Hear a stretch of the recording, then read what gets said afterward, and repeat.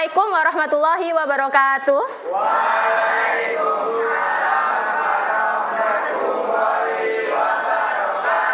Baik, bagaimana kabarnya anak-anakku 9G? Alhamdulillah baik. Sehat semua? Sehat. Semangat? Semangat. Nah, coba sebelum kita mulai, kita pemanasan dulu ya. Seperti biasanya. Mungkin ini pernah sih Bu Mita lakukan, tapi nggak apa-apa, kita lakukan lagi untuk persiapan pembelajaran hari ini. Ketika Bu Mita bilang cik, anak-anak tepuk satu kali ya. Yuk, cik. Cik. Oke, bagus, kompak sekali. Dan ketika nanti Bu Mita berkata boom, maka anak-anak gebrak meja tapi jangan keras-keras. Pelan-pelan aja kasihan tangannya. Boom. Boom. Oke, siap ya. Cik. Cik. Boom. Boom. Cik cik. Boom boom. Cik boom. Cik boom boom. Boom boom cik. Cik cik boom boom. Lagi cik boom. Cik cik boom. Cik boom cik boom. Cik cik boom boom cik. Cik boom boom cik boom boom. Oke, tepuk tangan untuk semuanya. Nah, anak-anak, itu tadi sedikit pemanasan agar anak-anak bisa bersiap untuk mengikuti pembelajaran hari ini, ya. Nah, untuk itu sebelumnya Bu Mita mau tanya dulu, ini ada beberapa bangku yang kosong. Siapa saja ini yang tidak masuk? Sylvia. Sylvia kemana? Sakit. Kemudian selain Sylvia? Hatta sakit juga. Berarti dua anak saja ya? Sylvia dan Hatta sedang sakit. Kita doakan sama-sama semoga Sylvia dan Hatta bisa segera sehat kembali. Amin. Dan semoga anak-anakku di sini semua yang hari ini sudah datang dalam keadaan sehat, semoga selalu diberikan kesehatan. Amin ya robbal alamin. Ini kita akan belajar dengan tentang berpikir komputasional dengan tujuan yaitu anak-anak bisa memahami apa itu berpikir komputasional dan bisa menerapkannya dalam kehidupan sehari-hari. Namun sebelumnya Bu Mita akan memberikan beberapa materi terkait berpikir komputasional. Apa sih berpikir komputasional itu ya? Nah, di sini tertulis berpikir komputasional adalah kunci memecahkan masalah di era digital. Benar. Nah, apa itu berpikir komputasional? Berpikir komputasional di sini bisa Bu Mita rangkum menjadi 3 poin. Yang pertama, proses terstruktur. Jadi dengan berpikir komputasional, kita bisa melakukan proses yang terstruktur. Apa itu terstruktur? Terstruktur. Apa ya terstruktur ya? Sesuai dengan urutan. Begitu, ya kan? Pernah nggak anak-anak di sini membuat teh atau membuat kopi? Pernah? Nah, urutannya bagaimana? Coba, mulai yang pertama memasak air, terus merebus air, meletakkan bubuk kopi ke dalam gelas, lalu dikasih gula. Setelah itu dituangkan air yang sudah mendidih ke dalam gelas yang sudah berisi bubuk dan gula tadi. Setelah itu diapakan? Diaduk. Setelah diaduk, diseruput. Iya. Nah, coba bayangkan kalau misalkan langkah-langkah itu kita bolak-balik. Misal, bisa nggak diseruput dulu gitu katanya, bisa nggak? Nah, itulah kita membuat proses yang terstruktur, yang berurutan. Itu salah satu dari contoh berpikir komputasional. Oh, berarti selama ini saya sudah dong Bu. Iya, sudah kita lakukan, tapi nggak sadar aja kalau itu termasuk berpikir komputasional gitu ya.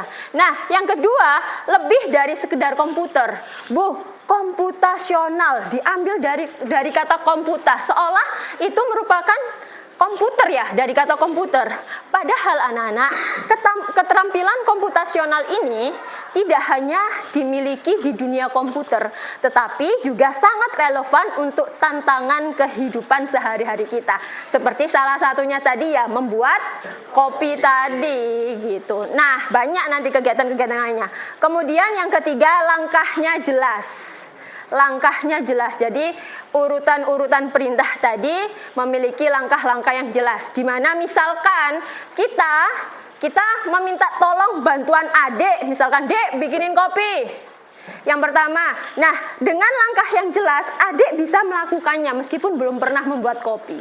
Nah gitu. Kalau misalkan sampai kopinya yang dibuat gagal, berarti mungkin ada langkah-langkah tadi yang salah atau mungkin yang kurang jelas. Begitu ya.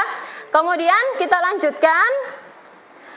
Ada 4 pilar berpikir komputasional. Yang pertama dekomposisi, yaitu memecah bagian masalah. Kalau ada masalah, dipecah-pecah dulu ke bagian-bagian yang kecil untuk mencari solusinya.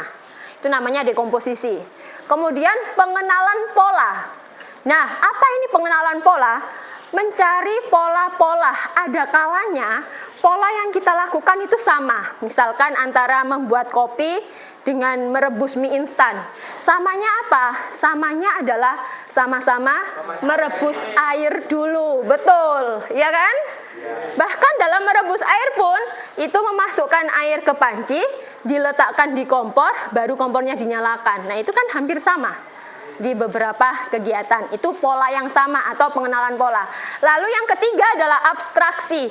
Fokus pada informasi penting, mengabaikan detail yang tidak relevan. Misalkan mau bikin kopi, penting nggak sendoknya merek apa? Warna cangkirnya apa? Haruskah warna pink? Oh, saya mau warna hitam saja. Apakah itu mempengaruhi rasa kopi? Tidak. Nah, itu kan hal-hal yang tidak penting, kita abaikan. Gitu. Yang penting barangkali saya harus merebus air seberapa lama. Penting nggak itu?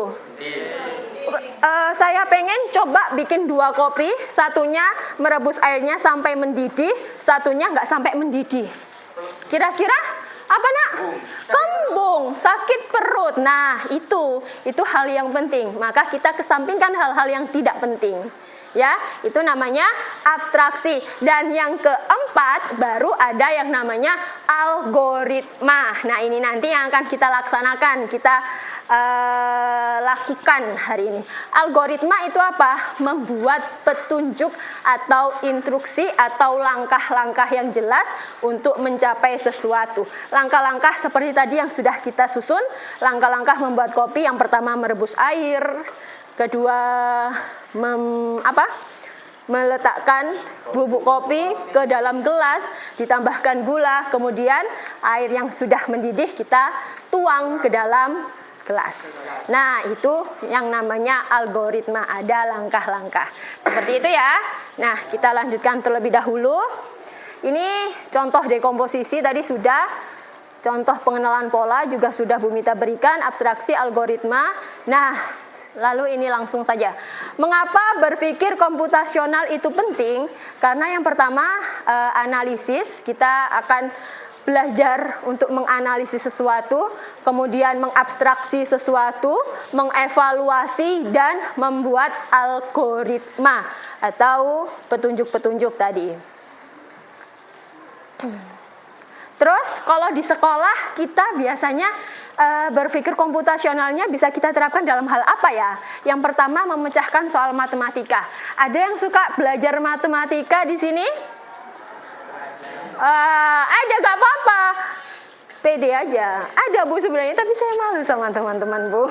Ada? Kenapa kok gak suka matematika? Oh, sulit. Kenapa kok sulit? Karena kenapa kok soal itu jadi sulit? Karena dari diri sendiri kita mungkin belum paham, belum bisa. Nah, padahal di dalam memecahkan soal matematika itu juga termasuk berpikir komputasional di lingkungan sekolah. Kemudian yang kedua, membuat jadwal belajar yang efektif. Di sini siapa yang rutin membuat jadwal belajar atau punya jadwal belajar yang rutin selain di sekolah? Ada? Misalkan saya kalau pulang sekolah harus belajar berapa menit, terus main dulu, terus belajar lagi berapa menit, misalkan seperti itu ada? Ada. Nadia, gimana Nat? Biasanya belajarnya kapan? Waktu pulang sekolah. Waktu pulang sekolah. Nah, pulang sekolah dia belajar. Nah, itu termasuk dalam berpikir komputasional juga. Dan yang ketiga, misalkan merencanakan kegiatan sehari-hari. Makanya, kalau misalkan kita bikin jadwal sehari-hari pun, bangun jam sekian, kemudian sekolah, nanti pulang ngapain, itu juga termasuk berpikir komputasional. Ketika nanti kegiatan kita berjalan dengan lancar, tujuan-tujuan dan apa goal kita dalam sehari-hari dapat, nah berarti berhasil, sukses. Begitu. Itu salah satu berpikir komputasional. Dan banyak sekali hal-hal yang lain. Bikin nasi goreng juga ada berpikir komputasionalnya. Menyiapkan buku sebelum pembelajaran. Ada di sini pernah yang ketika berangkat sekolah ternyata salah bawa buku? Pernah. Nah, kira-kira kenapa? Padahal jadwal sudah ada kan? Oh, jadwal berubah. Kalau itu bukan salah dari diri sendiri ya sebenarnya ya. Yang lainnya selain karena jadwal berubah. Kurang teliti, bisa jadi. Waktunya bahasa Indonesia karena buru-buru, pokoknya bukunya tertulis bahasa langsung dimasukkan. Padahal yang dimasukkan bahasa Inggris. Nah, bukan Indonesia. Nah, itu bisa jadi. Nah, karena ngantuk ada lagi. Wah. Nah, berarti harus dalam berpikir komputasional juga harus teliti dan jernih pikirannya ya. Baik. Kita coba berlatih dulu sekarang, latihan berpikir komputasional. Nah, di sini Bu Mita ada beberapa kegiatan. Yang pertama, bentuklah kelompok beranggotakan 3 sampai 4. Bu Mita rasa anak-anak sudah memiliki anggota ini ya, belajar ya. Sudah 4. Nah, itu masih 2 nanti Bu Mita gabungkan 4 dan 2. Nah, iya ya. Ini gimana ini pembagiannya? Oh iya, oke, 3 bagus. Nah, yang 2 bagaimana nak? Cari solusi. Bagaimana? Oh, ditambah. Ayo, gimana? 3. Gini aja, ini 2. Tambahi Maulana, tambahi Takul. Ya, gitu lah. Ya, Takul ikut depan, jadi bertiga. Maulana ikut belakang 3. Baik. Beranggotakan 3 sampai 4 siswa. Kemudian masing-masing perhatikan labirin ini. Labirin ini nanti akan Bu Mita punya banner berbentuk labirin. Nanti sesuai dengan gambar yang ada di sini. Nanti akan Bu Mita gelar di sebelah sana, ya.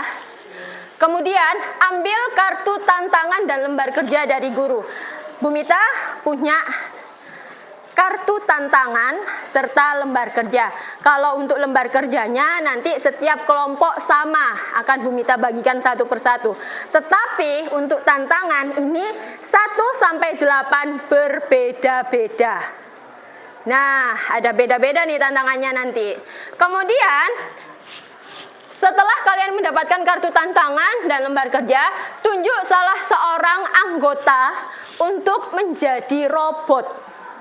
Jadi di dalam kelompok harus ada 1 anak yang menjadi robot. Ya. Nah, robotnya nanti fungsinya apa? Bu, tugasnya apa? Namanya robot itu adalah melakukan perintah programmer. Jadi kalau ada 4 anak, 1 jadi robot, 3-nya jadi programmer nanti. Kalau disuruh ngapain, robotnya harus mau, gitu ya. Kemudian dan anggota lain menjadi programmer, tadi Bu Mita sampaikan. Baik, nanti dulu ya. Kemudian yang kelima, bayangkan robot sedang berada di kotak start. Ini kotak start warna hijau. Ya. Nanti kalian buatlah instruksi yang untuk menuju ke kotak finish. Jadi dengan garis start ini, kalian hanya boleh instruksi, misalkan maju, maju, maju, mundur, kanan, kiri, dan sebagainya. Ngadepnya robot ke sana. Jadi misalkan mau ke finish, ya, mau ke finish, kalian mau ke lewat mana? Mungkin kanan, kanan, maju. Warna hitam ini adalah pagar, tembok, gak boleh diinjak, gak boleh dilewati. Tetapi memang semuanya akan akan ke finish, ya, semuanya akan ke finish, tetapi lagi-lagi tantangannya berbeda. Ada yang harus ambil buku dulu, ada yang harus ambil kunci dulu, ada yang ada banyak, 8 nanti, 8 tantangan yang berbeda. Paham ya? Dan menuliskan instruksinya tidak ditulis maju, mundur, kanan, kiri, tetapi diberi simbol atau kode. M untuk maju, U untuk mundur, Bu Mita tuliskan saja karena tidak terlihat ya. Kan dulu instruksinya atau kode instruksi. Kalian menuliskan M untuk maju. Maju berarti satu langkah saja ya, satu kotak ke depan. Kemudian U mundur. Lalu R kanan dan K kiri. Begitu. Jadi nanti kalian menuliskan M, M, U, R, K dan sebagainya. Paham? Paham. Sekarang Bu Mita minta perwakilan tiap kelompok maju untuk mengambil kartu tantangannya. Ini Bu Mita acak ya. Bu Mita nggak tahu nanti kalian ambil apa, yang mana. Oke, minta tolong perwakilan tiap kelompok ambil dulu. Yuk, ambil. Maju satu kelompok, satu anak. Ambil langsung boleh. Salah satu. Oke. Katut. Gak bisa milih, tinggal satu. Oke. Tiap kelompok.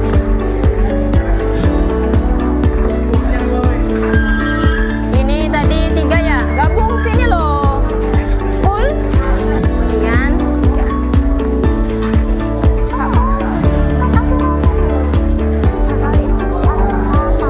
Pokoknya 3 kali harus ganti arah. Buat rute doang. Buat rute paling singkat. Jadi Kak ngambil. nggak pakai antara start sampai finish yang paling singkat. Dapat tantangan apa? Coba lihat. Buatlah rute dari kota start menuju kota. Dari start sampai finish ya, terserah rutemu bagaimana. Yang penting nanti kalau ada yang sama, misalkan maju 2 kali ya berarti M2, majunya 3 kali berarti M3 gitu loh. Jadi nggak boleh tulis M gitu. Kalau sama berturut-turut itu M-nya berapa kali? Lebih dari ini nggak apa-apa. Nggak apa-apa, boleh. Kunci dalam perjalanan. Nah, paham ya berarti ya? Dari rute.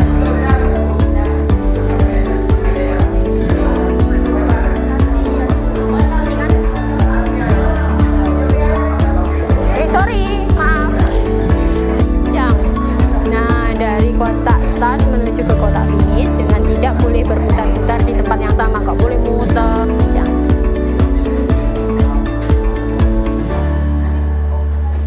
Pokoknya nggak boleh melewati tempat yang sama. Kalau bisa. Kalau misalkan tadi habis lewat sini, terus ternyata kotak itu terlewati lagi sih masih nggak apa-apa. Yang penting nggak muter bolak-balik. Begitu aja. Nggak apa-apa. Oh, ini nanti berkota itu gimana? Apanya? Kayak instruksinya start, terus nomor 2. Ya kamu kalau yang nomor 2 ini pecah masalah mencapai finish menjadi. Sudah selesai? Sudah. Nah sekarang bantu Bu Mita. Bu Mita punya sesuatu. Ayo bantu Bu Mita untuk membukanya. Val. Coba kita lihat. Ya benar ini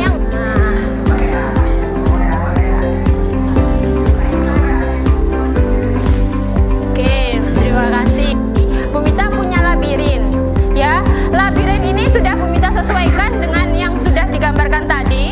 Sebentar.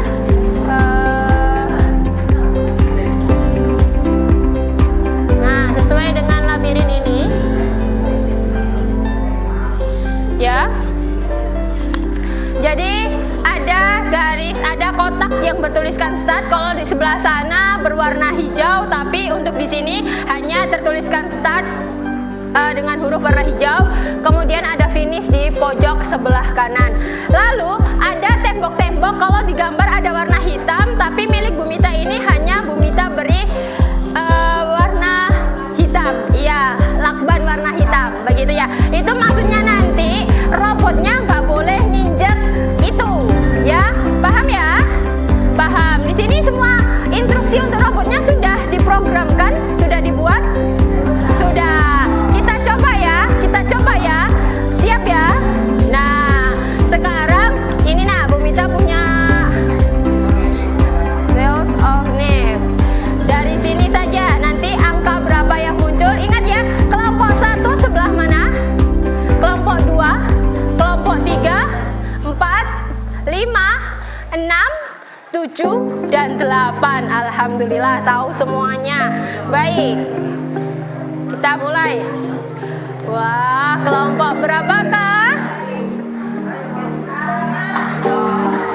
Oke, 5. Kelompok 5, 1, 2, 3, 4, 5. Ayo, beri tepuk tangan untuk kelompok 5.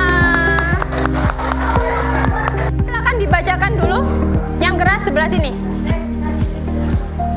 Oke, tantangannya dibacakan. Buatlah rute dari kotak start menuju ke kotak finish dengan ketentuan harus belok minimal sekali setelah 3 kali instruksi arah yang sama. Nah, setelah instruksi yang sama sebanyak 3 kali itu harus belok, nggak boleh melebihi 3 kali, begitu intinya ya. Baik, yang sudah dituliskan oleh kelompok 5 bagaimana? Iya, dibaca M gitu. Tahu kan M itu apa? Robot? Ya, M. Ya, kamu bacakan satu-satu dulu. M. R M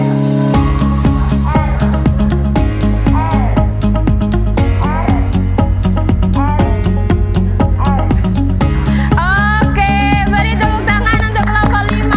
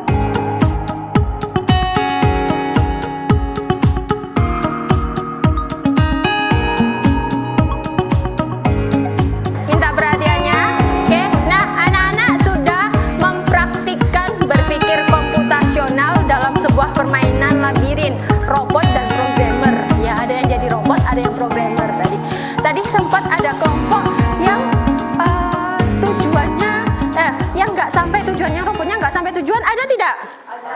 Ada. Kira-kira kenapa bisa terjadi seperti itu? Kenapa robotnya nggak nyampe tujuan? Oh, konslet. Siapa yang konslet? Terlalu banyak perintah. Ada lagi? Programmernya? Programmernya? Oh, programmernya kurang teliti. Atau bisa jadi instruksi yang diberikan memang salah, ya kan? Bukan salah robot ketika dia berada di titik yang tidak sesuai tujuan, tapi memang karena robot hanya melakukan apa yang diperintahkan, yang diinstruksikan. Oke? Nah, berarti anak-anak, dalam pembelajaran hari ini kita bisa mengambil simpulan apa? Dalam memberi perintah kita harus bagaimana? Coba angkat tangan. Ya, Adit. Dalam memberi instruksi harus benar dan jelas. Oke, harus benar dan jelas. Beri tepuk tangan untuk Adit. Baik, itu tadi simpulan dari yang disampaikan oleh Adit. Nah, sekarang Bu Mita mau tanya dulu, bagaimana perasaannya untuk pembelajaran hari ini tadi? Senang. Kenapa senang? Senang jadi robot? Ya. Oh ya, senang karena kita sudah belajar sambil bermain. Iya, Bu Mita tahu itu. Baik. Nah, untuk selanjutnya di pertemuan selanjutnya nanti kita akan mempelajari kembali pembelajaran berpikir komputasional atau lebih ke coding ya. Tapi dengan perangkat komputer nanti akan kita pelajari untuk pertemuan selanjutnya. Baik, untuk hari ini mungkin sampai di sini perjumpaan kita. Alhamdulillahirabbil alamin. Baik, terima kasih untuk semangatnya anak-anak. Bu Mita akhiri. Wassalamualaikum warahmatullahi wabarakatuh.